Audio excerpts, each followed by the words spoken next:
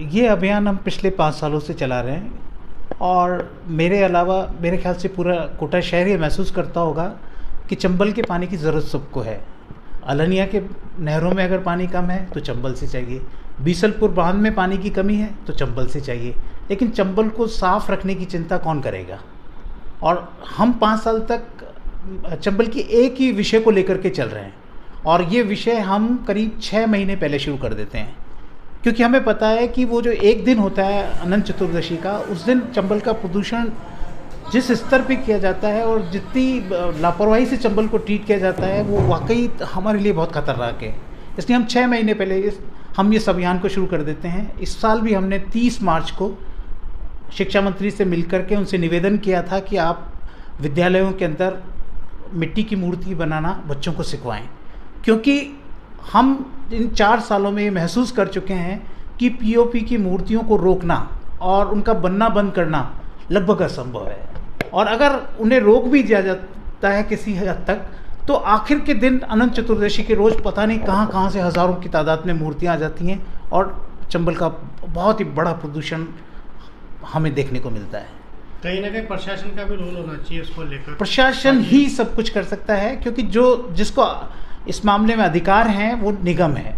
निगम को अधिकार है कि वो मूर्तियों को जब्त करें, और अभी देखने में आ रहा है, बल्कि इस पूरे शहर को पता है कि निगम के एक भवन के अंदर हज़ारों की तादाद में मूर्तियां बन रही हैं। हमने उसका पता भी दे दिया है, उसके फ़ोटोग्राफ भी प्रशासन को दे दिए हैं, लेकिन इन सब को लेकर के उनकी कोई भी हलचल या किसी तरह की कोई कार्यवाही अभी तक नहीं हुई है। तो लोग भी क्या महंगी आती है मिट्टी की मूर्ति, तो खरीदना थोड़ा अवॉइड करते हैं, उसको लेकर आप क्या कहना चाहिए? लेकिन अगर मिट्टी की मूर्तियाँ महंगी आती हैं तो आप छोटी मूर्ति ले लें, बिना रंग वाली मूर्ति ले लें। और अच्छा तो ये है कि आप अपने घर पे ही बना लें, और यही क्योंकि मिट्टी की मूर्ति बनाना बहुत आसान है। और पिछले दिनों हमने करीब 6ठी 7वीं के बच्चों से बनवा के मूर्तियाँ तैयार करवाई हैं और बड़ी सुंदर मूर्तियाँ बच्चों ने बनाई हैं। तो ये कहना कि आप पीओपी की मूर्ति लेने को इसलिए बाध्य हैं क्योंकि वो सुंदर होती हैं, सस्ती होती हैं, तो ये एक बहुत वैसा गैर जिम्मेदाराना काम है।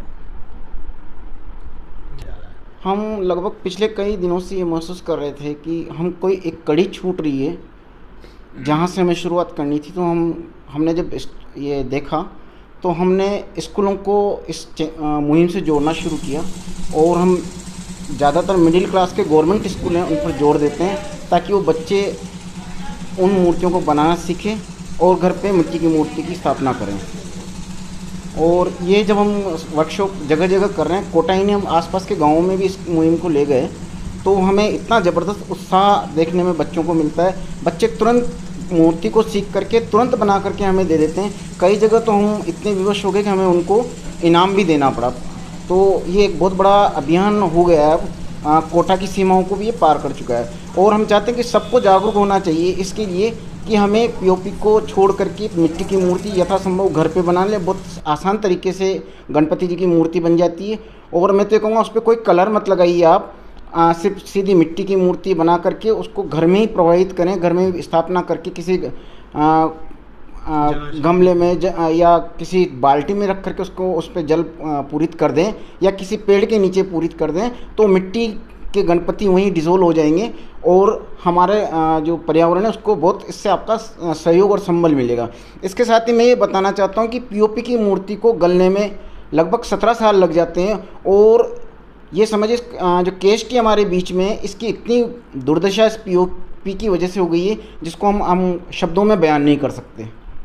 आपका नाम बताइए। मैं वनौषधि विशेषज्ञ पृथ्वीपाल सिंह हूँ। काफ़ी समय से पर्यावरण के लिए कार्य कर रहा हूँ, और अभी हम लोग के साथ ये मुहिम ने जगह जगह हर स्कूल में, गवर्नमेंट स्कूल में चला रखी है।